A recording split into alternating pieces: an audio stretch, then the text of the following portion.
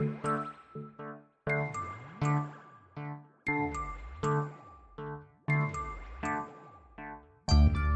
from Astrolab Studios, this is Continuum Drag, a weekly podcast where we revisit sci-fi, fantasy, and just plain weird shows that have faded from the collective consciousness and didn't quite make the impact that they intended. This week, Riverworld. Well, this is more preposterous than H.G. Wells. Believe me, ask around. Find someone who claims to have lived on Earth after June 18th, 2039 A.D. What is it saying? Use of masculine gender would be appropriate when addressing me.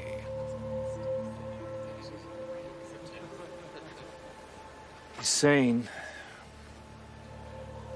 the Earth as we know it is gone. Your planet is dead, but your species has been preserved. Welcome to Continuum Drag, the show where we watch old sci-fi shows and see why exactly they didn't catch on with the public imagination. This week we're taking a bit of a break from TV series to watch a failed pilot and TV movie. But first, I'm Luke, here with my co-host, old-timey riverboat captain Jordan. Ooh, I wish I was a riverboat captain. How you doing, Jordan? Pretty good. I like you had a real radio voice going there. Oh, thank you. It reminded me of like if you're listening to a real classic oldie station. You're like, oh, and this next one is an old hit you'll remember from Andy Williams. You know, that sort of thing. I'm becoming a real professional. Yep. Well, we both are. Throw me in there too. So what are we watching this week, Jordan? We're watching a very it's gonna be hard to describe. So it's essentially it's a TV movie, but it was intended to be a miniseries or even an actual series, but it's called Riverworld, and it's based on a bunch of books. And we can go through some. We'll go through some of back history and stuff. But yeah, it's a one-off movie that aired in 2003. I think it was in March. Yeah, that's about as much as I know. Actually, let's ask you, what did you know about Riverworld going in? I knew this probably of everything we've watched. I've known the least of this. Actually, no, I didn't know anything about Questor either. But I didn't know anything. I didn't know it was based on books. I don't have any memory of it airing. Knew literally nothing until we decided we were going to watch it. What about yourself? Nothing either. It's funny, Melanie, my girlfriend's parents are in town, and I said I was going to watch Riverworld, and her dad was like, oh, I read that book, and I don't think up to that moment I even knew it was a book. And he was like, yeah, it was really popular when I was in university, so that's when I read it. And I mean, I guess he probably went to university like late 70s, early 80s. So I don't even know when the book came out. Well, I can go through that. So the writer's name was Philip Jose Farmer. He was born in 1918, died in 2009. So he lived to 91. Yeah, very recent. He wrote apparently a ton of stuff, and I kind of feel bad I don't know about him. Pretty sure it was all science fiction, but he wrote a ton of stuff. 60 novels and over 100 short stories and novellas. Do you think he saw this? He would have, yeah. He would have seen this. This movie is based on his 5 books, which were To Your Scattered Bodies Go, which was in 1971, The Fabulous Riverboat, 1971, The Dark Design, 77, The Magic Labyrinth, 1980, and The Gods of Riverworld, 1983. Basically, it was one of his many series of science fiction books that he wrote, and that's what Riverworld's based on. Although, from what I've read, a little bit loosely based on it.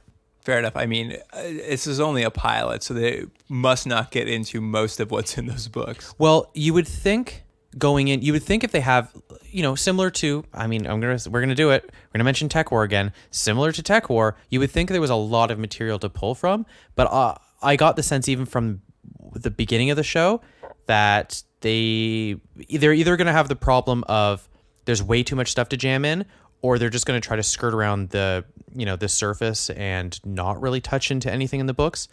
All right. So you mentioned earlier, this show was released on March 22nd, 2003. Mm-hmm. I have to assume on the Sci-Fi Channel, maybe Space here in Canada. Yeah, something like that.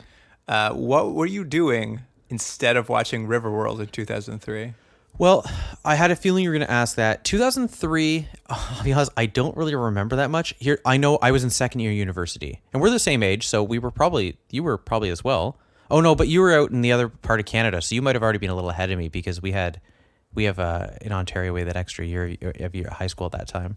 Yeah, I was a little bit ahead of you. So you're ahead of me. So you're in third year university. I actually wasn't in university anymore. Oh. I had dropped out of university to go Oh. to film school, where if you want to break into the film industry, I absolutely recommend going to Red Deer, Alberta.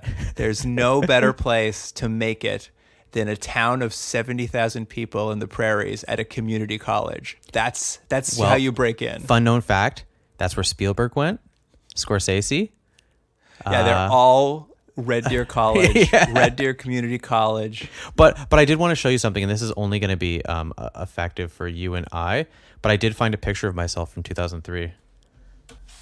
How weird Oh my is that? God.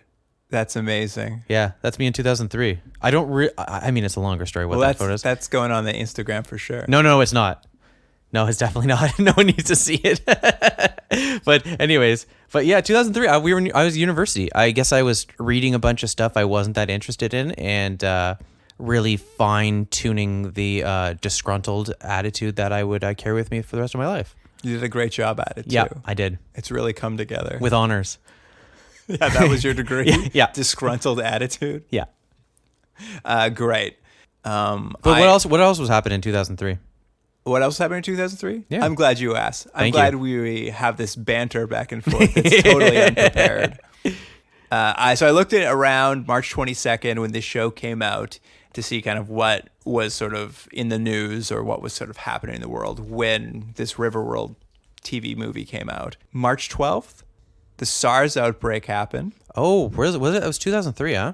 Yeah, 2003. There was sort of I don't know, whoever takes care of making those alerts released a global alert about the SARS outbreak. You don't want a SARS outbreak. It's No. a lot worse. Well, SARS wasn't great. I mean, some people died. I guess it wasn't great. March 20th, the Iraq War began. Yeah, no, and not only that, because I looked into it, it was also the year that Bush said, "Mission accomplished. Iraq War, we won," which is now it's 2018 and it's Well, you know literally why. still going. March 20th, the war begins. March 22nd, Riverworld premieres. War 1, which just wins itself. Really? Is all it takes is- Riverworld. All right. God, thanks for backing me up. Yeah. And the only other thing I noted was April 14th, this is a couple of weeks later, they completed the Human Genome Project. This is kind of what was happening around the time Riverworld came out. And it's I guess it's been a while. It doesn't seem like 2003 was that long ago, but 15 years. also watching the show, you go, yeah, this is a while ago. Yeah, it's definitely looks like an old show. Yeah. All right. Oh, and can I mention one more thing, just as a little teaser before we actually get into stuff? Absolutely. I found a few things about this. We had talked about a lot of these science fiction shows. Is there extra kind of material out there, like fan stuff? Riverworld itself, the books, clearly have a fan base. Like if you go online, there's a ton of stuff. Like I found a whole bunch of fan fiction. One that I really enjoyed, which was a Buffy/Riverworld crossover. Nice. I haven't read it yet, but just I think I just like it existing as an idea. But there's a ton of stuff. Now, no one seems to like the 2003 TV movie, but Riverworld itself is very, very popular in media. But I did want to mention a few things I saw of quotes of people, fans of the books, of what they said about this 2003 movie, and I'll just give you a couple of them. Horrible travesty of the books. One of the worst adaptations I've ever seen. Whoa. Utterly appalling adaptation. Oh my God. And That was it? Oh my God. Oh my God. And my favorite, and I hope you enjoy this as well, more like Liverworld. It's great, right? Yeah. More like Liverworld. Yeah. And on that note, Riverworld. All right, here's the synopsis for Riverworld. After an astronaut crashes, he finds himself in a rejuvenated body on a water world. He also finds that he is surrounded with souls from many different eras and an alien being that died on Earth in the future. Immediately captured by a ruling group, the astronaut finds himself leading a group fighting for freedom. Also, the soul of Nero Claudius has found its way to Riverworld and wants to resume his role as emperor.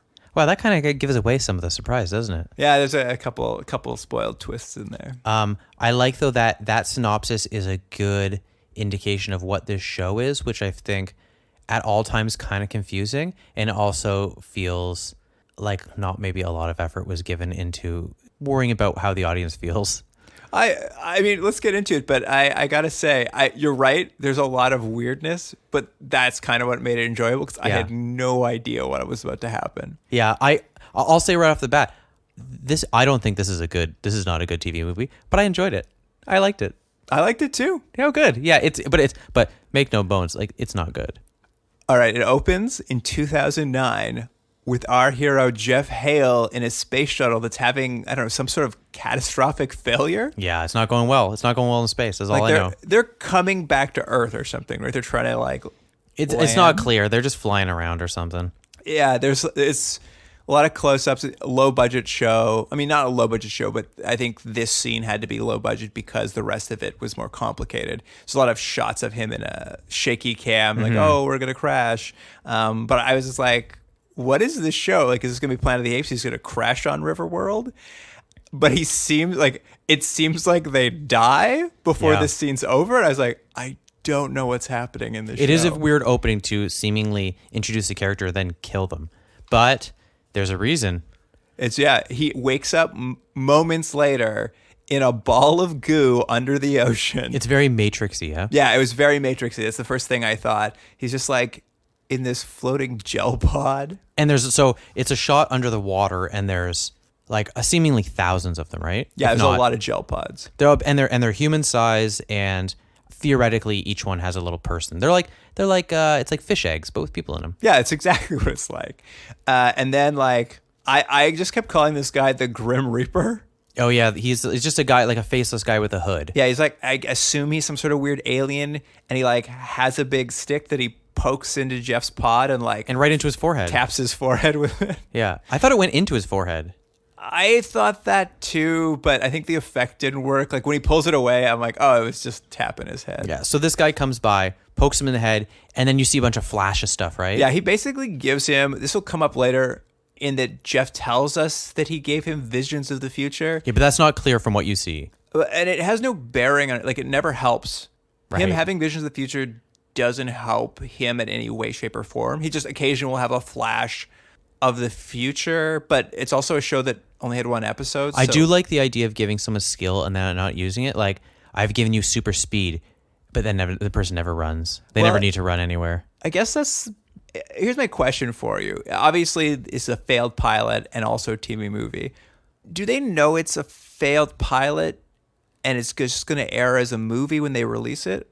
Like, do they know that's already happened? Or do they air the pilot and they're wondering if they'll turn it into a series still? I think the hope was still it was going to be a series, but I think when they saw the end product, I think probably everyone involved knew this is not going forward. It was just weird because it just seems like, what you should do is just edit out this thing where you can see the future, just cut it out of the show because it doesn't affect the plot, and because there's no more show, like the power I see is what you useless. mean. Because you think that might be important later on in the series, but not in this episode. But no, it doesn't. Well, that's it. It would be important if this was a series. So I'm just kind of curious: is like if you knew this was going to be a series, why not just do a little bit of editing and make it a standalone by at least removing extraneous material? I don't know. All right, you don't have any answers. I don't have an answer. I'm sorry. Why are you here? Yeah. Anyway, he gives him these visions, and then Jake wakes up in his goo ball and like climbs out of it and swims up to the surface of the ocean to the shoreline of Riverworld. Which we'll just say, Riverworld just looks like Earth. I forgot till the end of the show. I'm like, oh yeah, it's called Riverworld, and there's no river. I mean, it's not as no rivers. There's an ocean and definitely one river. They do a shot where they kind of pull up off the planet, and you kind of see there's like large caverns sort of in the middle with one big river maybe running down the middle. But you never actually get the sense of why it's called Riverworld, or that I thought, oh, this is gonna be like a series of connecting rivers, and that's how the only way people can travel. But you never really get that. I think that's the idea, but they don't do a good job like being like, in this show anyway, maybe that's why it's Liverworld, Yeah, that person nailed it. But yeah, it's very weird for a show called Riverworld. You're like, oh, shouldn't there be a lot of interconnected rivers? Not that we see. No, it looks like the ocean that he's getting out of. And what's his name again? It's like Jeff Smith. Jeff Hale. Yeah. No, let's just start right there. What do you think of Jeff Hale? Oh, I have a note here for you. Yeah. Do you remember during Beyond Westworld when they tried to set up the lead character's like personality?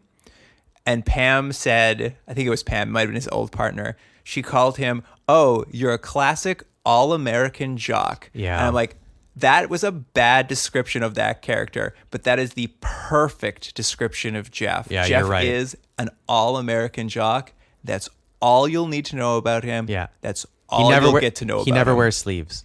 No matter what happens, he won't wear a sleeve. That's all I know about him. You notice that? Never once. Other people wearing sleeves at some point. He's like, "Not me. I get hot." Now that you say it, actually, this comes up right now. When he swims out of the ocean, he finds a canister because he's totally nude. Yeah, and Very beefcake. and very soon, I know we're gonna come back. Very soon, a bunch of people are gonna be running on the beach, and you can see they took a tremendous amount of effort to not show naked bits of people because it's a bunch of naked people running, hundreds, and you'll never see anything. Yeah, well, it's basic cable. You can't Yeah. have any actual nudity. But when he gets to the shore is like covered in metal canisters. Like think a thermos. It's like the size of a thermos. And I'm like, oh, he's naked. I'm like, that's kind of interesting. He's gonna have to go find clothes. He opens the canister, and it's just full of clothes. I know. And he just puts them on. So whoever it is that decided, you don't know what's happening at this point, but like, Yeah, whatever seemingly entity brought him here. yeah, was like, well, we got to put him in that pod. But like, we don't want him to be naked though. Let's leave a canister of clothes. Yeah, I thought- What is he? He's 42 short. Yeah, Yeah, that'll yeah. fit. But you're right. I actually didn't notice the sleeve things. But as he puts on these clothes, I do remember now, he started tearing Yeah, he something ripped his sleeves off. And I didn't know what he's doing, but that's what he was doing. He's tearing his sleeves off. Yeah, he hates sleeves. It's very funny because all these people start pouring into the ocean and like they start fighting over the canisters for some reason, which is very silly. There's nothing inside but clothes. But we kind of get introduced basically to almost all the characters who will be on this show. There is Irish Alice, a woman who died at 82 in 1943. Mm-hmm. She's, I guess, going to be the love interest. Yeah. Also, apparently in the books, she's a character in the books, but she has dark hair, and people were very, very irritated. And they'd be like, "Alice with blonde hair." Oh, I was like, unacceptable. Trust me, there's other things to worry about than her color of hair. There's Lev, an astrophysicist who died in the Holocaust. Ugh, I know. Yeah. You don't like him? As soon as it started getting to, it felt like a like D-list version of like a League of Extraordinary Gentlemen, where it's like, here's all these people from history, and it's like, of course, there's. We'll continue. There's someone from the Holocaust. There's a woman who was on a slave ship over to the States. Molly. She's. It was hard to tell. She looked like Scary Spice, didn't she?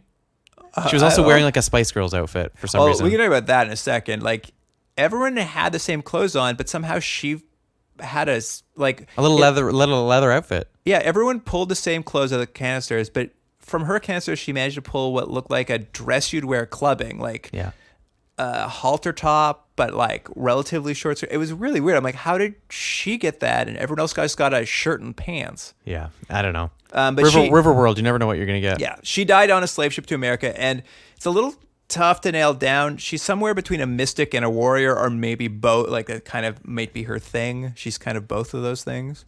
Then, and this is, I'm going to spoil this because it was spoiled in my synopsis, but there's a Roman guy who's there who is like really vying to lead the group with Jeff. And at the time, he refers to himself by one name, but we'll come to know he is Emperor Nero from the Roman Empire. Yeah, I don't know why that I didn't like that. I was just like, why do we need? I know they need to set up a big bad guy, but it's just like, I don't know. I just thought it was dumb. We'll get into it later, I guess. But I was very happy that he's Roman from his British accent. I know the accents are. It's very, very classic Hollywood. Well, can we talk about that now? So they all the characters are on the beach. They get their clothing. I have one more character. Oh, sorry. Go ahead. And then we'll get onto it. The only other character that comes out of the ocean is one caveman. Oh yeah. Well, he's I think is he a Neanderthal? I was so excited. Yeah, he's a Neanderthal. Yeah. I'm like, there is a caveman on this show. And let's just say he's not nearly used enough, right? Well, He should have been a great Nero character. basically kills him or knocks him out, and then he's gone. I'm like, oh, I thought he was going to be one of like the lead characters. They paid for that costume. They paid for the hairy costume. Why not have him in more? I was so let down because Those I was fake just teeth? like that. Like we've got all these people from different eras, and now we're even establishing that like dead cavemen are being pulled to Riverworld too. And I'm like, that's amazing. Yeah. So where we are is the sense you've got is something weird is happening. People are waking up in these pods from different point in Time times in periods. history. Some of these people you know from history, some are not. And there they're doesn't all seem to be a back clear. in their young 20-year-old bodies. Right. Like, no matter when you died, you've come back as a 20-year-old. Except Jeff is not in his 20s. Come on, that actor is not in his 20s. And there's also a little girl. There's one girl. Yeah, that'll come up. But yeah, she's the only, like, we'll meet her later, but there's mute Gwen. Yeah, she's the equivalent of the girl from Aliens. Yeah. And What was her name? Newt, wasn't Newt. it? Yeah. That she's the same character. Yeah, and for some reason, she's the only person who was resurrected on Riverworld as a little girl. Right. So and then so I'm sure this is in your next point, but they're all speaking English for some reason, some with English accents. That comes up, like they mention. Did you catch what they said? I couldn't understand. There's some indication that something's translating other languages. Yes. Basically, there's some sort of universal translator that is happening on the world that allows them all to understand each other. Because at one point, Jeff says, like, you can speak English, and she's like, what's English? So she's clearly not speaking English. Everyone's hearing their own languages. What's happening, which is fine. Except sure. the caveman for some reason. Yeah, the caveman. Well, I'm assuming Maybe he doesn't he's have the mental. pre-language. He doesn't have the mental capacity for it. But yeah, so they all can. They get that out of the way, which is fine. Okay, now they can all speak, so we don't have to have trouble with. Yeah, it's fine. They just It's like give a good magical sure, answer. yeah. and move on. The world, we can all understand each other fine. And they go to this big. What would you call obelisk? That's would what you they call it. It looks kind of like an Olympic tower with the Olympic flame on top. Yeah, and so the Scary Spice, whatever her name is, Molly. Isn't she the first one that goes and puts the Yeah, tab in? she walks right up to it. There's all these holes in the obelisk, and she shoves the canister she got her clothes out of into the obelisk. So here's the thing: once I got clothes out of the canister, I'd have left it on the beach. Would you carried it with you? And then secondly, in a million years, would you go, I'm going to put this in this thing. Maybe something's going to happen? Never. The amount of time it would take for them to figure that out. Years. Right? I'm going to defend the show, I think. Really? You think? I'm just saying. Come on. I think that just, like, we're talking, like, minimum 1,000 people watch out of the ocean. I think the odds are, like, one person just is like, hey, look at all those holes. I'm going to shove my canister in it. Yeah. I think we're just getting that from Molly. You think on the other side, there'd be like one guy who's trying to have sex with it? You're like, oh, Harry, stop it. You know? He's like, Harry. It didn't work. Harry. It's the Neanderthal. It's the Neanderthal. He just doesn't know any better. He doesn't know any better. He's flinging poop at people. I mean, Classic Harry. he basically just goes crazy. I think I just called him that because he kind of looked like Harry from Harry and the Hendersons. I think in my head that's what was happening. That's fair. Yeah. That's fair. He does kind of look comparison. like that. But yeah, they put the canister in the obelisk, and when they pull it out and open the canister, it's full of food goo. Yeah, it kind of looks like chalk. Does it look like just chalk? Just chalk, but it's like a gooey food substance, which I take that to mean, because it'll come up later when they need supplies. There's just no food on Riverworld. Like, you have to eat. You go to the obelisk and like shove your I never canister really in. thought about it. Yeah, I guess that's true. Because it did seem like later when they needed supplies, there was talk of going to the obelisk with the canisters to get more food. I was just like, that's really weird. Like, you guys can't, there's no agriculture here? Well, because they figured out a lot of other stuff. You'll see that they can create weapons and armor and clothing and everything else, but they can't figure out how to raise it. I don't know. There must be some sort of space chicken on the planet. That's what happens right now is this group called the Vandals rides in on horses with like swords. They're a real medieval looking kind of ragtag Viking group led by their leader, which is obvious, Vladimir. And he kind of like surrounds them and captures them. Now, here's a question for you. Do you know who the actor was who played Vladimir? Well, you know what? I recognized him right away, and I was like, I know this guy. So I looked him up, and I can't remember his name, but I know that he played Ares in Xena. Yeah, Kevin Smith. And the funny thing about that is, one, he's playing pretty much the same character, and two, the production value of this is pretty much on par with Xena. Yeah. So if you wanted, like, it looks like an episode of Xena. Yeah. But did you catch the end of the movie? I know it was dedicated to because he died In right memory after. of him. Yeah. This was his last project. I mean, for TV anyway. He died on the set of another movie. Yeah, it was actually like an actual accident, I think, on set, something like that, wasn't it? Oh, Or did he so have a heart attack or something? No, it was it's crazy. I looked into it. He was shooting a Chinese-U.S. Action co-production in China, and he had just wrapped the movie entirely, and he was waiting for his van back to the hotel, and he's like, "Oh, I'm gonna climb this tower just to take a peek at the other set of this other movie." And as he was climbing this 3-story tower, he slipped, and he just like fell. Oh, that's So not, it was that's very, not a very sad movie. And he was just about to go do Tears of the Sun with Bruce Willis. Like, Yeah. it was a very sad story. yeah. He's pretty good. I liked him in Xena too. Yeah, he was great in this. He's very watchable. Anyway, Vladimir comes in. He takes all these like people who've just climbed out of the ocean. He like takes them prisoner. And it's at this point we meet his other prisoners, which one of them is the mute girl Gwen. Yeah. But we also meet Monit, the twitchy fish man from space. Yeah, and he, what did I read? I can't So remember. much exposition I from can't him. remember what the alien is in Star Trek, but do you remember the alien in The Next Generation, the blue guy with the I know little- exactly what you're What talking are they, about. can you remember what they're called? I don't remember what they were called. Anyways, I'm sure if you're listening to this podcast, you know who that You alien is. know who the blue guy with the face flaps was. And he talks into that little metal thing and like cold air comes out or whatever. But this fish guy looks exactly like him. Like they must be the same species. And Yeah. I was desperate for this to be a Star Trek: The Next Generation crossover. Unfortunately, it's not. But it's the same looking alien. Yeah, it's a very, it is funny. I thought that too. I'm like, oh, I've seen this alien before. But I was also just like, it's just an alien. It's fine. Also, so this guy, what's his name? Monit? Monit, I think. He has the actor's clearly doing some sort of like tick to be like, Yeah, he's got what's a his name? twitch. But I was just like, stop it. It's annoying. Like he'd talk and then he'd be like, and he just like moved to the side. It's like, okay, just stop it. That's his alien anatomy. That's his alien thing. He looks like a fish and he's got a bit of a nervous tick.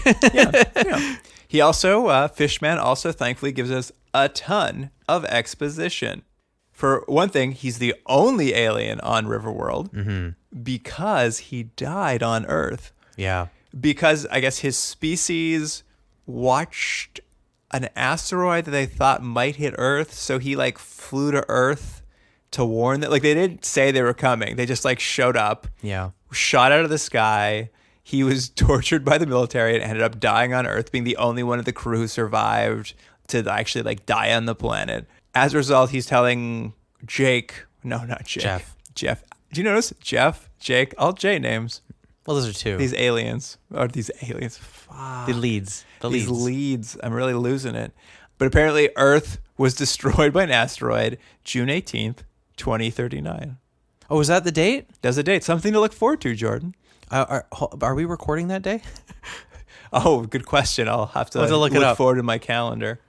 And let me just mention one thing logistically. So the point we're at is they've all come out of the water. They've all kind of been a group. And then immediately this horde has attacked them, right? Yeah. And captured them. So is that just what this group does? They just...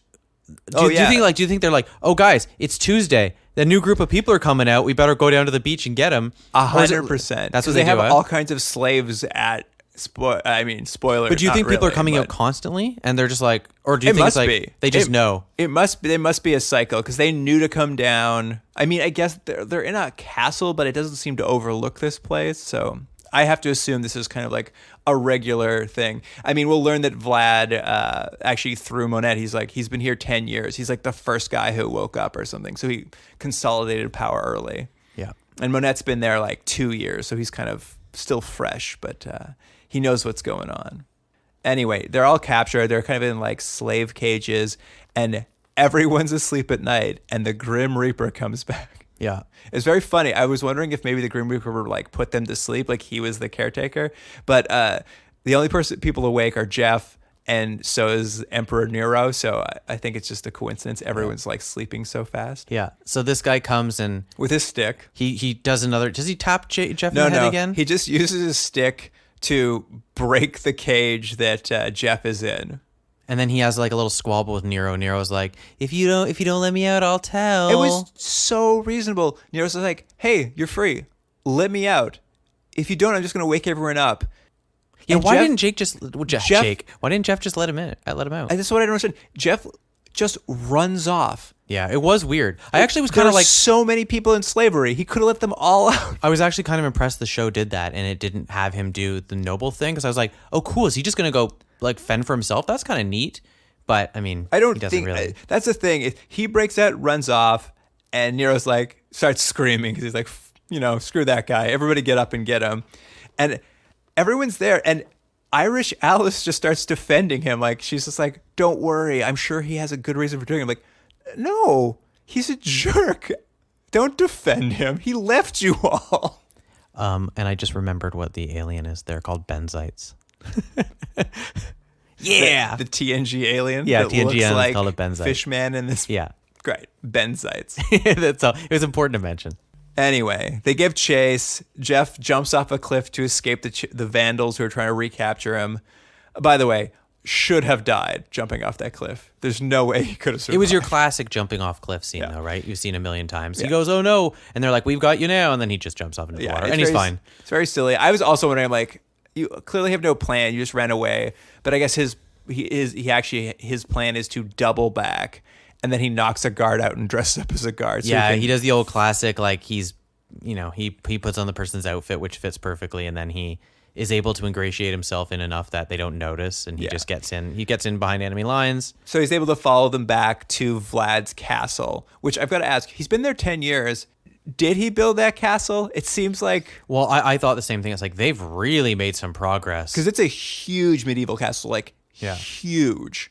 Yeah, something that would feasibly have taken them like 100 years. It feels like it, like unless there's so many slaves coming out of that ocean. So you have to assume that castle was there, right? Like he didn't build it. Maybe. I think he built it. Okay. I'll defer to you. You're the expert. Yeah, I am the expert. They get to this castle and Vlad kind of orders his captives to fight in an arena for their amusement, kind of like that one-on-one classic, like fight to the death sort of stuff. And so at this point, we've already revealed it, but like no one knows Emperor Nero yet. And he comes in and he's like called out to fight in this arena. And some guy from the audience recognizes him. It's like, oh my God, it's Emperor Nero. Like another Roman guy recognizes him. Yeah. And then there seems to be like 10 or 20 other Roman guys. Yeah, in that the was audience. weird, right? I'm like, oh, that was a real time period that a lot of people came from. Yeah, there's just like a lot of people who work for Vlad were also Romans. So when they recognize him, they're all like excited and like kneeling down to Emperor Nero. It's a good reveal, actually. I really like the reveal when they're like, oh, this is like a huge historical figure. I'm like, oh, that's cool. I hadn't thought about it. I guess if I had spent 2 seconds, I would have realized, oh, of course, like historical figures will have been resurrected. Vlad is not a dumb man. He sees this is a problem. He's got to kill Nero, or obviously all these Romans he employs are going to turn against him. Yeah, he's got to show he's the biggest, baddest, toughest guy there. They get into what is probably one of the weakest parts of this series is their mostly bloodless, weakly choreographed fights. Well, it has that, again, that sort of not huge budget fight scene where it just doesn't look great, but it goes on for a while. Yeah. There's that. It does go on for a while. And of course, Nero wins and he is going to get the Roman Empire back together. Yeah, I was actually kind of surprised at the turn. He kills, so you're set up with, this is the bad guy, and then suddenly another guy comes and kills him, and he's like, no, I'm the bad guy. I was like, oh, that was actually pretty different. I liked it. I love the idea that he's just like, I'm back. We're getting the Empire back together. Call the boys. It's back on. Yeah. I was like, this is great. I love this. While this is all happening, though, Jeff is down in wherever they keep the prisoners. I don't know. And he's breaking out the characters we know, I guess, from prison. Although I have to ask, there were hundreds, if not thousands on the beach. He rescues like 15 people. Like he leaves the rest of them there. Yeah, he only has so much time. I was just like, there's so many people you've just abandoned. Why did you do that? Well, he's also not. I don't know if he's a terribly great. They really keep setting him up to that he's going to be this awesome leader, but is he? He doesn't wear sleeves. That's what we've learned about him. That's it. Can't trust that. Can't trust that. Yeah, you can't trust a guy with no sleeves. He also somehow manages to lead them out of a secret passageway in the castle. I've decided that like Fishman knows all this stuff because he's been there a while. So maybe Fishman's really leading them. And they are going to head back to like Fishman's village where he's living, which is kind of great because they walk through the Valley of Meteors and we see meteors crashing the earth and learn like Riverworld has a lower atmosphere. So there's always like meteors coming down. It's the only scene you'll ever see meteors again. They're like, oh, in Riverworld, like you have to really watch where you step because meteors are always coming down. It's like, but only for the next 10 seconds. You'll never see these again. That's true. But imagine if it was a series, people get hit by meteors all the time. Yeah, that is fun. And what's interesting here too is you mentioned like they all have swords and like how did they forge them and how they build this stuff. They mention, or I think Fishman actually mentions, they get all their ore from the meteorites that are coming down. Oh, did they? Yeah, and I was just like, so does Riverworld have no resort? Like you can't get food. They're getting their ore to build things from the meteorites that are falling on Riverworld. I'm like, what's going on in Riverworld? Maybe it's in the books. Yeah, you're right. My bad. Yeah.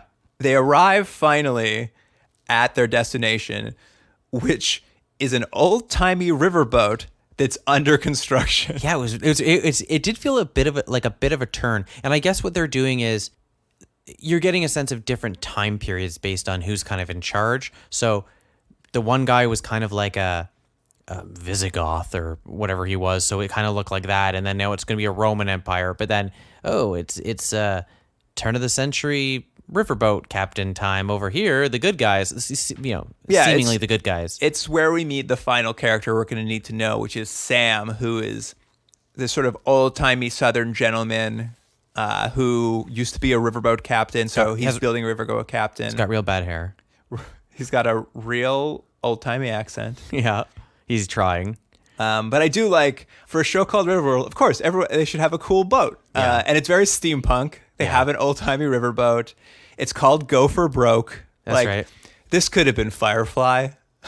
Yeah. The tone isn't quite there. But If it was, better written, maybe. I do like, though, when they're talking to Sam about him building this riverboat, because it's taken, I assume, years to build this riverboat. And he talks about how he's had the best engineers, Egyptians, and the guys who built the Titanic have worked on his riverboat. Yeah. Half of that's a good idea. It's just a very funny reference to just like, everybody's here. Yeah. Is this, and I may be jumping ahead a little bit, but are we getting to the scene where they get in the hot tubs? Oh, that's coming up. I was going to talk about this boat a little bit more, like sure. just how it works. Sure, we can talk about the boat more. Fine. I mean, I was just going to say that like it's a steam engine boat, like it's like an old timey riverboat, but they've used the Fishman's technology, which is cold fusion. Yeah, that requires like something called hydrated palladium to work. Mm-hmm. That's how it runs the steamboat.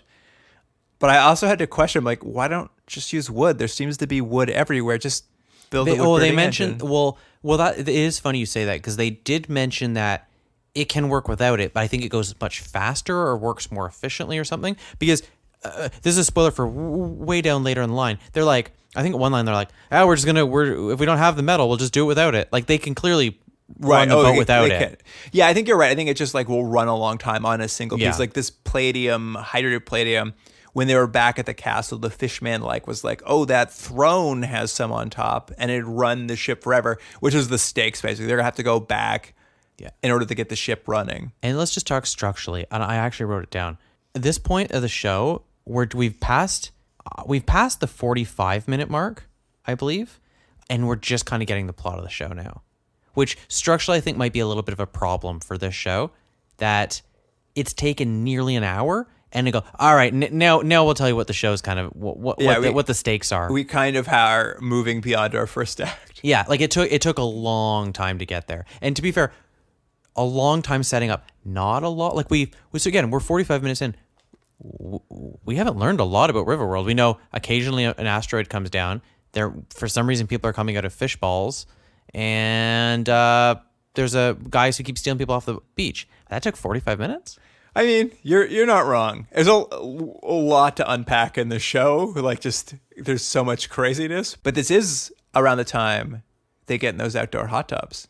Yeah, and why I thought it was so funny is So it's what was Susie? What's the girl's name? Irish Alice. Irish Alice. She's in a hot tub and she's from like the 1920s. And she's like, "Oh, my decorum. Why are you jumping in?" Because Jeff jumps in the other hot tub and they have a bit of a conversation and they sort of have their heart to heart. And she asks him if like he had a family or whatever, and he mentions. I'm going to preface this with, I know this is not funny, but I did laugh when he said, "I had a son who died of leukemia." And no, I laughed at that. And the reason I laughed because it just seemed so on the nose that they have someone from a slave ship, they have someone from the Holocaust, and of course someone's dying of leukemia. It just is like, guys, it just seems so on the nose and over the top that it made me laugh. Again, I don't think leukemia is funny, but the way it was delivered did make me laugh. That made you laugh? Did you laugh so hard you laughed for the second thing he said in that sentence? What did he say? He said, "My kid died of leukemia, and then my wife killed herself." Well,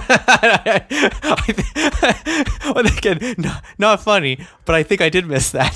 That is literally like his next sentence is, "And right after he died, my wife," which I was just like, whoa, foreshadowing for this show that's never going to happen. Yeah. Because I'm just like, obviously, if this were a show, we're going to meet your kid. We're going to meet your wife. Well, you're flirting with this Irish lady in these hot tubs. And flirting with her by talking about all your dead family, it was very weird. It's a terrible pickup line. It was working though. She was into it. Yeah, it's working because she's a not terribly well written character. They don't really know what to do with her. My next note here is her only characterization is liking Jeff and then taking care of the kid. Like those are her two characters. Like, and they show that she immediately likes sewing. Yeah, she can sew a dress. Yeah. And she can draw a picture. Yeah. Those are her character traits. Yep. Well, she's a lady. That's what she's here for. Anyway, they need to go get this palladium, and two people volunteer to go get it from the castle, go back there. One's Jeff, obviously, because he's our hero. Yeah. And the second one is this really suspicious dude who has just been hanging around. Yeah, and immediately, and he's just got a suspicious face, right? You're like, this guy seems sketchy. Like, oh yeah, send him. Yeah, everything he does has been very sketchy up to this point, this guy. And I was he might as well have been, like, twirling his mustache, you know? Yeah. He should have been twirling a mustache. So they sneak back in, and obviously Nero's just waiting. But which is just funny, because if this guy was a spy, he was a spy for Vlad. And in fact, Nero says, he's like, "Good work. Your deal with Vlad, still good with me." Yeah. I was just like, oh, right, you guys, someone wrote a draft, and they're like, wait, wouldn't this guy still have it? And they're like, I got a solution. Well, I One line. assume there was a few weeks of Nero having a transition team where they really brought him up to speed with all of the policies and procedures that had been put in place. His by Vlad. predecessor had set up. He kind of got to go through them all, get prepared for office. Exactly. He was just the interim leader. Just into the wings. He's like, oh no, I like this policy of the spy. No, keep that. This is good. This will work for me. This is good. Oh, and this castle, this entire huge castle that you were able to build in a matter of a few years. Yeah, let's keep that. Absolutely. And policies against people with sleeves. Get rid of people. Get rid of people who don't wear sleeves. Get them out of this country.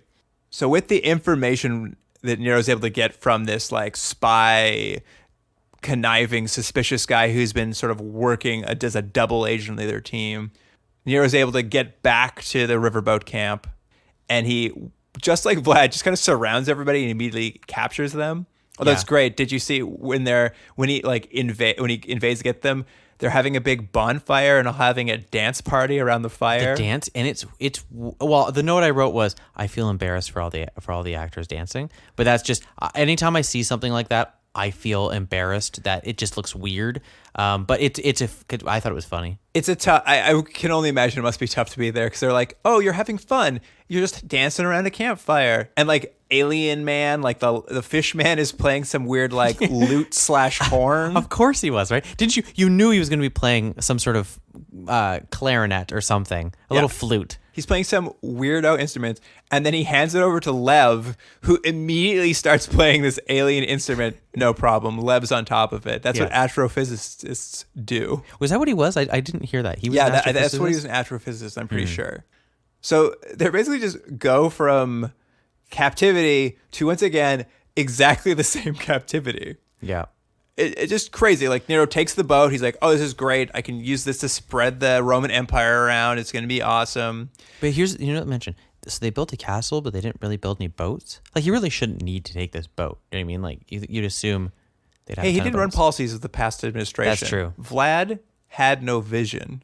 Yeah, he never Emperor Nero? thought about the boats. Yeah, Emperor Nero, he's got vision. He's going to take this boat. He's going to spread the empire. Mm-hmm. It's great. They're showing him around the boat, and like he's from the Roman ages. And when they get down to the engine room, the fish man really quickly like bangs off how a steam engine works, and Nero's like, yeah. Oh, that's smart.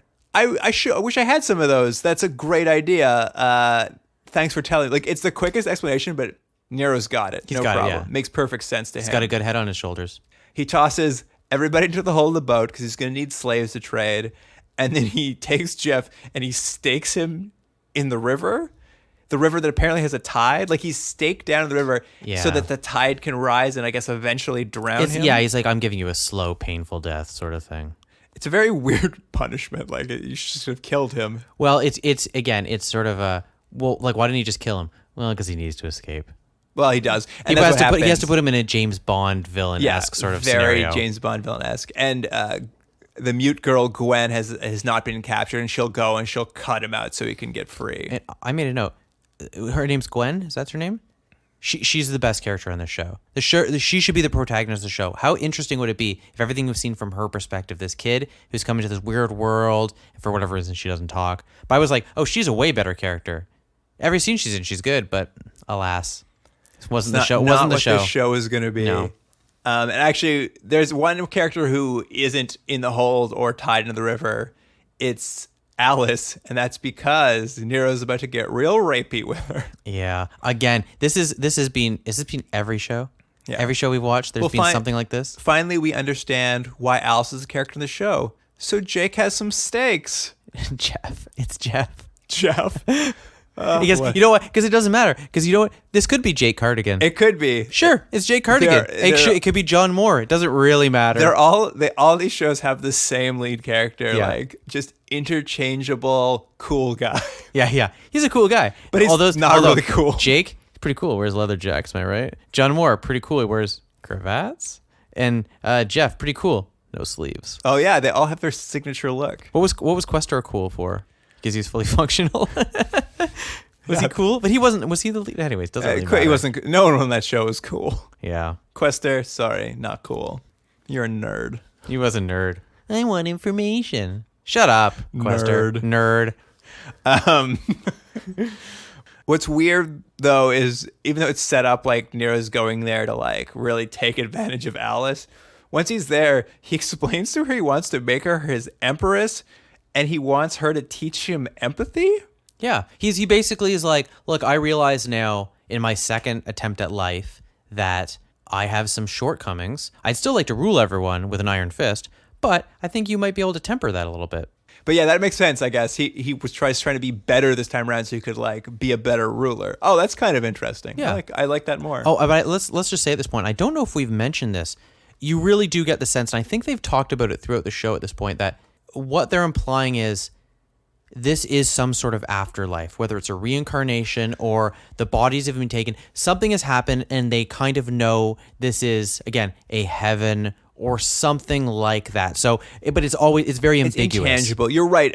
We haven't mentioned it, and only because no one ever has an answer. It comes up, it gets postulated a couple times. They call it a spiritual realm or maybe a spiritual dimension. I think the alien at some point, because he's from an advanced civilization, he also says like this isn't in our galaxy or something. Yeah, they all kind of just go with it. Like, am I dead? Like, I don't know.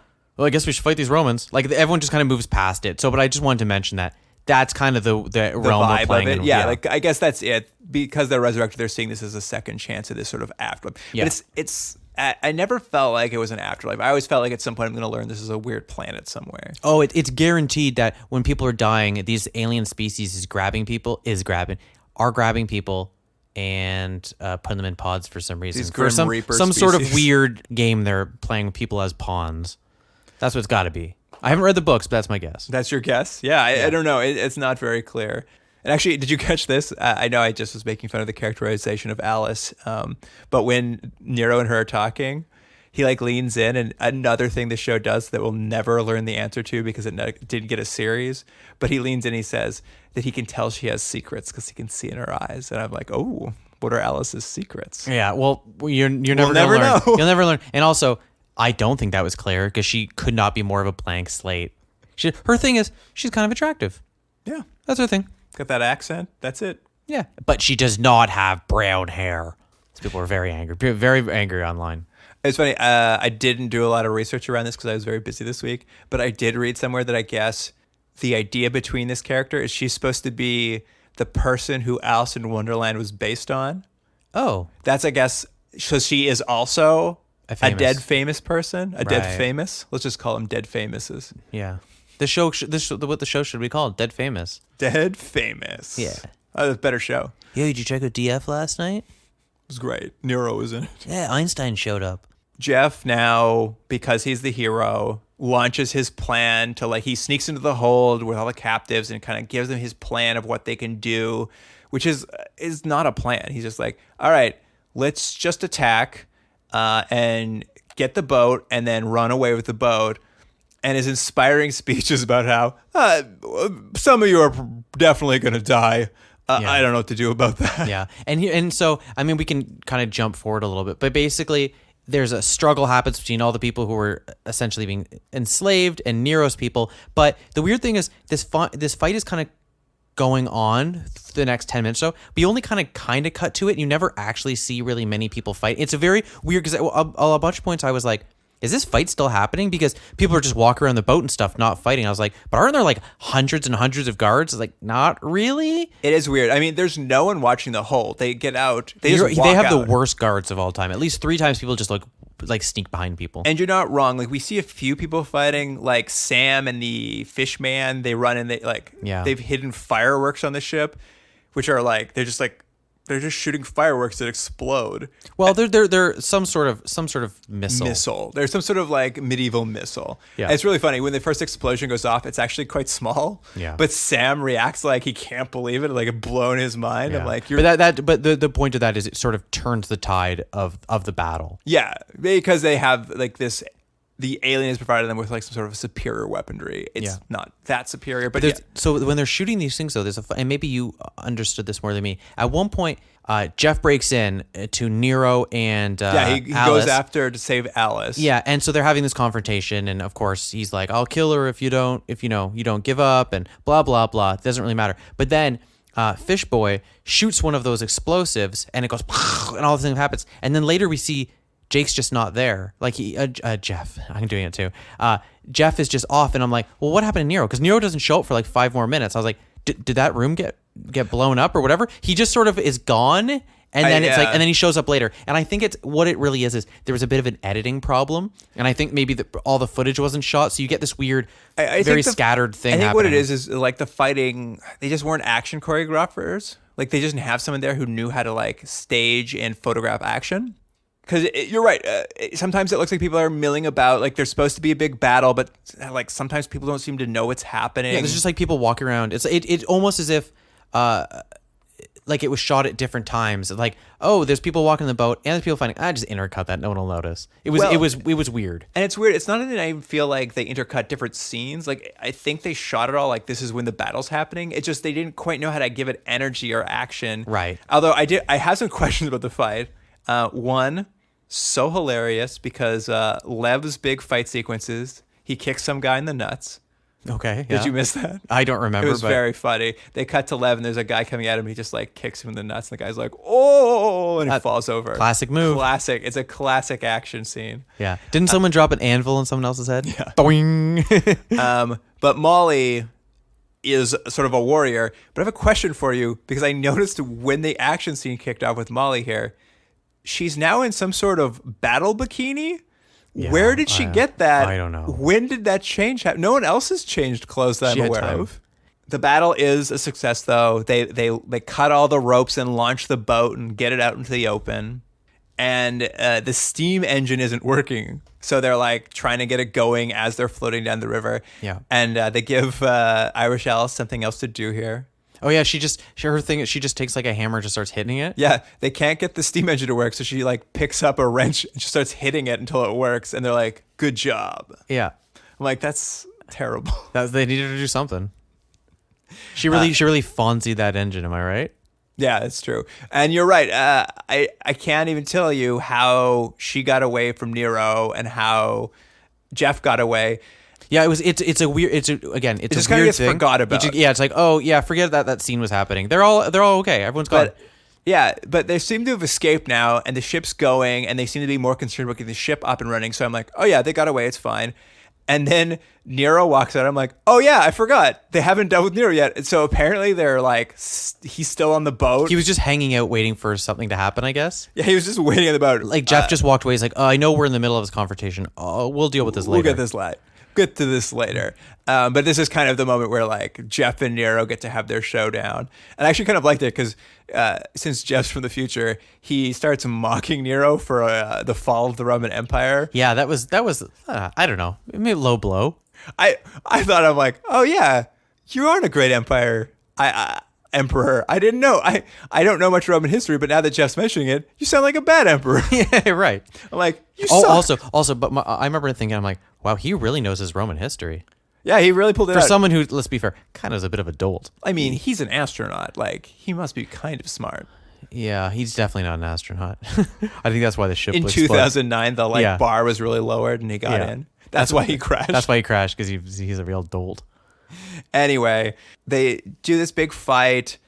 Jeff stabs Nero through the chest, which I was so angry that they killed Nero because I'm like, this is a great villain. This show killed quite a few characters that they introduced. I was so disappointed, and like he stabbed through the chest and they push him off the edge. And I have a question. When they push him off the edge of the boat, when they cut, is that just a dummy they threw up the side? Yeah, it might be. Something looked really weird between those cuts. There's a couple weird things. They do although that that horrible post slow-mo thing where it was decided afterwards, oh, what if we made this into slow-mo, but it wasn't shot that way, so it has that horrible there's a scene where someone drops a sword and I was like, oh, why is that in slow-mo? Just because. There's a lot of those too. Cool, it's cool. Yeah. So, but here's a great part. So Nero's dead, and I like that it's Jeff or someone runs to the top of the boat and it's like, Nero's dead, drop your weapons. And everyone goes, okay. I was like, oh, what they should have just done at the beginning of the battle? Just yelled that. Nero's dead, drop your weapons. They all drop weapons like, fooled you, and win the battle. Because no one even puts up a fight. As soon as they're told Nero's dead, they give up and jump off the boat. Nero, who's been in charge for 24 hours? If that, yeah, right. 18 hours. Although, did you catch this at the Fishman, after it's all over, this whole battle, the Fishman asks Jeff, he's like, is that the first person you've killed? Did you catch Jeff's response? Yeah, he goes, yes, didn't he? No, he says, up close. Is that what he said? And I was just like, what does that mean? Because the idea is he's asking him this, and you know what they should have done? If that was the case, they should have cut to then the grassy knoll and he's shooting Kennedy, and you're like, what? That doesn't make any sense. That's the last time he was resurrected. Yeah, the last time. Yeah, it was just weird because the implication is like, yes, that's the first person who's ever killed. But when asked, he kind of, and they kind of. I thought he said he didn't kill anyone. Okay, I'll be fair. I probably wasn't paying attention. I think that's what it happens though, because maybe I misheard it. But is the first person killed? He goes, yes, up close. I was like, what? But then the fish boy said, you're gonna be killing a lot more, something like that, didn't he? Yeah, because Riverworld's such a brutal world. It's right. the, what do you call that place that Game of Thrones happens in? Westeros? Westeros, yeah, thanks. Yeah. It's the Westeros. I was going to call it the Westworld. Yeah, the Westworld. It's the Westworld of Riverworld. Well, we know nothing dangerous ever happens in Westworld, beyond Westworld anyway. I have a question, though. Now that they've got the boat, they do a bunch of shots on this set, distant shots of it. Did they build a working riverboat? It's funny. I wanted to go back and rewatch it because there's something weird. I don't think they did. I'm not sure. There's some shots where it does look like they've built something, and then there's long shots of it in the water. But I'm almost positive those aren't really. I think they might have, because they might have stitched it into something. I feel like they might have stitched it into the background. But I was like, that riverboat looks way too good for the effects budget of that. Looks like they built a riverboat. Right. In fact, even the set, when they're walking around set photographing them, they seem to be on a floating set out in a river. Like it Right. looks like they actually. I was like, wow, that's great production value. Like Well, it looks good. I think most of the money went into the boat. Yeah, it looks great.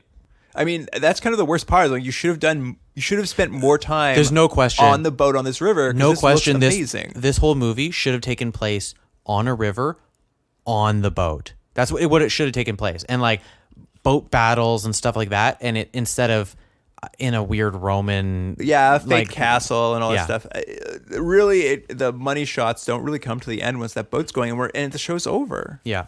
And so, but we go to the final scene, which is The big reveal. There's finally one more zag. One for more this zag. zig. They finally reveal that Sam, all along, has been Mark Twain.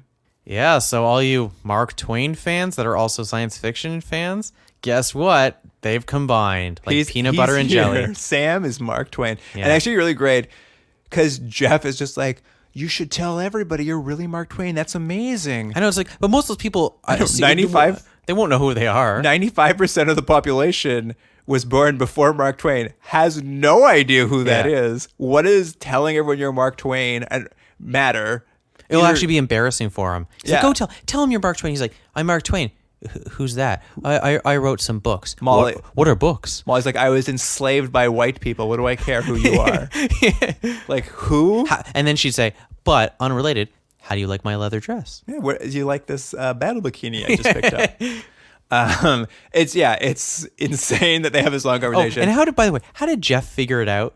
Because he was writing something. I was like, how did he figure out it? Because Mark Twain liked riverboats. That was his deductive reasoning. I have no idea how he figured it out. It makes as much sense as at the end of the conversation, Sam's like, I want you, Jeff, to be captain now. And I'm like, why? Like, Yeah. he makes Jeff captain of the boat. I'm like, you built a boat. I got the sense they were going for a bit of like a Luke Skywalker, Han Solo sort of thing with the two of them, but it didn't really work. But you're right, because it was just like, who's going to be the lead? It's like, well, clearly the guy we're spending all this time with. And so it's like, oh, well, he's got to be in charge of the boat. So he makes him in I'll charge. be honest. I would have rather had Sam as the lead of the show. Agreed. I would have watched him much more. He was much more likable. I agree with you. Anyway, that's it. We now see all our characters lounging on the riverboat as they sail off into Riverworld.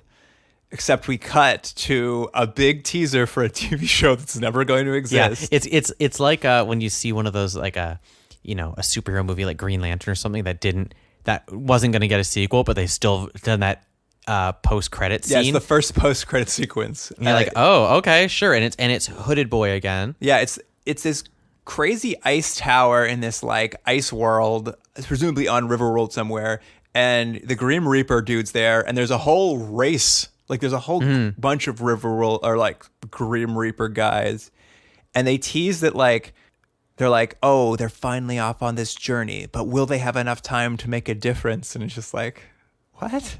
Didn't you feel when I saw like the ice castle, whatever? I was like, oh, cool. Like I want to go there. Like no, you're not going to. Yeah, no, you're not going to. You're gonna spend most of your time in this bad looking set of a cell in a Roman Empire camp. It was a tease of a mythology we're never gonna get to know anything about. And I'll say, I think I've said this before in previous shows, but the show should have started right there. Start the show. They're all on the boat and they're going on an adventure, and then we can learn stuff as we go along. I don't need all this. I don't need fishball water crap. It was a lot of setup. It's funny that you mentioned post-credit sequence because you're right. This was like the mid-credit sequence where you get to see this, but there's still like as if there was one more credit, like post-credit sequence. It then cuts from that to another dude in a goo ball underwater. Like, Yeah, and who was that guy? I had to look it up. That's Nero. So you can't die on Riverworld. Nero's just back in a was Nero- goo ball. It's funny. I was just like, who's that guy? Well, it doesn't matter is what I thought. I was really looking like, I can't tell who this guy in this goo ball is. It's a bad reveal, yeah, because you couldn't tell who. It couldn't Who be was anyone. I thought it actually was Jeff. I thought it might have been like, there's going to be more of the same person showing up or something. I thought it might have, because at the very beginning of the show, he had a co-pilot with him. I was like, oh, I don't know, maybe that's that co-pilot who was maybe he's important to this book or something. Yeah, so you but can't no, die in apparently Riverworld. it was in fact Nero coming back, which is a real wrinkle if you can't actually kill anyone. Yeah, the stakes have never been higher, but it's over. They That's just it. keep coming back. And that's Riverworld. That's Riverworld. So I didn't like I said, I didn't get a chance to do a lot of research. I did read a couple things that were vaguely interesting. Like, for instance, when they adapted the show, and probably why everyone's so mad at Liverworld, is That's a great review. Jeff was not a character in the book. He is actually, like, the character he's supposed to be is Sir Richard Burton, the, like, British explorer, Yeah. and they just Americanized him because they didn't think audiences would know. And this was, I guess, a weird change from the book, but it probably something people were angry about it as well. There was no Nero in the book. That character was like King John, one of the English kings from like the 1216 or something. So it was his different nemesis as well. So they changed the hero and they changed the bad guy for the show. Right. Well, I always do like that. They're like, hey, here's a series of books that are working really well. Do you want to just translate to the screen? Well, let's take out a whole bunch of the stuff though that clearly is working. Let's take all that out and just do something else. Like, no, just do what was working and people like. No reason to stick to what people like. Yeah. Just make it up. Don't give the fans of this series What they they're looking want. for. Yeah. Yeah. You know, if they really love the lead character, they're going to love this really boring version of him that we make up. And can I mention a couple other things that we maybe should have mentioned right off the top? Tell me some information. They tried this again in 2010. Yeah, you found this out. I had no idea. There's a 2010 miniseries. So 7 years later, they're like, and I have to assume the Sci-Fi Network did it. They're just like, we can do this better. And we've got to watch it. I have to know what's different. Yeah. Well, I'm hoping it's. You mentioned this to me, and remind me. We were talking about this last week. What were the two movies? Yeah. You're right. When you mentioned this to me, this is what I thought of. Is they made an Exorcist prequel, which some of you may remember, kind of early 2000s, and they got Paul Schrader to direct one of them. They shot the whole movie with the cast. It was finished. It was edited. The studio watched it, and they're like, we don't love it. So they hired Rennie Harlin, gave him the same cast, the same script, and he just reshot the whole thing, but like Rennie Harlin style. Yeah, which is not a good thing. And that, when the movie came out in theaters, it's a huge bomb, and it was kind of like early DVD era. So the studio, when it came on DVD, also just released Paul Schrader's version at the same time. So you could go to the video store and you could see this Exorcist prequel and the exact same Exorcist prequel, but by two different directors. But what I know, I've never heard of this before. What's insane? But you essentially, it's the same cast too. It's the same cast. It's the same sets. It's the same everything. So that's a long way of saying, and I know you've seen those both, and that's a topic for another time. But my hope for the 2010 version is it's the same thing. It's the same cast, the same script, but just shot 7 years later, and everyone's just older. Yeah, everyone's just older. I know it's not going to be that because we're not that lucky, but it will be an interesting comparison when we eventually watch it. Anyway. I'm excited to see how their like introduction to Riverworld lines up between the two of them, because I have to assume this one, even though it's hated so much, must have borrowed from the books in as far as the setup goes, right? Yeah.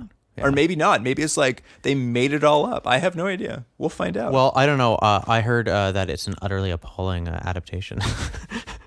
Where'd you hear that? From some guy who thought it was Liverworld? No, it was a different person. More like Liverworld. That's my favorite thing. All right. I want to do one more thing before we wrap this up, Jordan. Mm-hmm. We did this with Quester. I'm going to ask you here. Had this gone to series, what do you think an episode of Riverworld would have been like? It would be a very standalone series, which is, I think they're riding the boat and they keep landing in different, I'll say ports, and each one will have some sort of challenge. There's either going to be an evil dictator or there'll be something they need to get, but each episode will have a self-contained little adventure as they travel to eventually get to these big ice people with the hoods or something. That's what my guess would be. Yeah, I thought it would actually be like TNG, like Next Generation. Like I thought it would be Adventure of the Week style. That, and I assume every week Jeff kills a different historical figure. That's a funnier show. They're like, well, why would you have killed Abe Lincoln? He had it coming. Like he's just constantly killing people that like this. Yeah, Gandhi. You just strangled Gandhi to death? I had to. I had to kill another person up close. I got a taste for it when I killed Nero. That's 3 up close, fish boy. I love it now. Yeah. All right. You want to rate this, Jordan? Before I tell you what my score is, I'm going to say I think we both had Beyond Westworld fatigue. And I didn't really want to watch Beyond Westworld anymore. So I was very excited about Riverworld. All week, I was very excited. And that excitement kind of went into the show, and I kind of liked it, but I know it's bad. I'm going to give it a 3.5. Because I know it's a bad show. I kind of enjoy it, but it's bad. It's a bad show. 3.5. It's the lowest score I've ever given anything, I know. I saved it. Wow. But I'm going to say, but I still kind of enjoyed it, even though it's bad. But it's come on, it's not good. I'm going to say this. I watched it and I knew if it had gone to series, I would not have enjoyed the series. I would not it would have become, I mean, I could be wrong. I could have been wrong. Maybe with the right showrunner, it could have worked out into something very entertaining and interesting. I like that the way you said that was like a very polite but dismissive way of like breaking up with someone. You're like, I find you very attractive, but I'm not attracted to you, and this relationship is going nowhere. So you may pay half the bill. I don't see a long-term relationship here, but I will say, I'm giving it a 7. Oh, come on.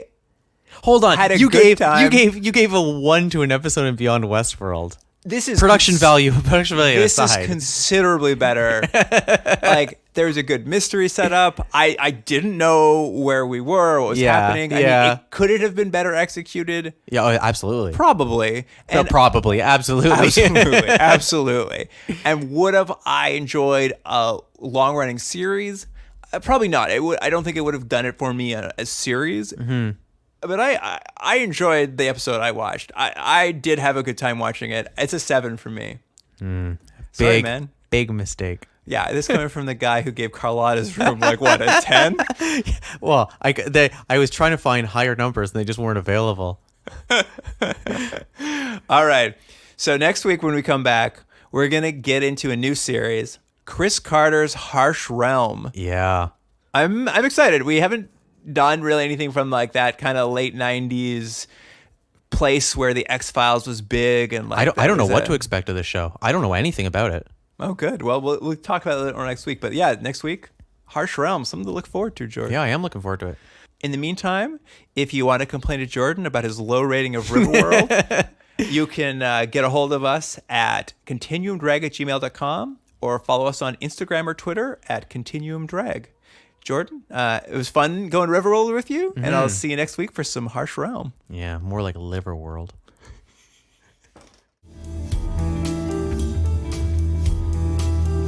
Continuum Drag is recorded at Astrolab Studios in Toronto, Ontario. Theme music by James Ruxedler. Produced by Jordan Delic and Luke Black.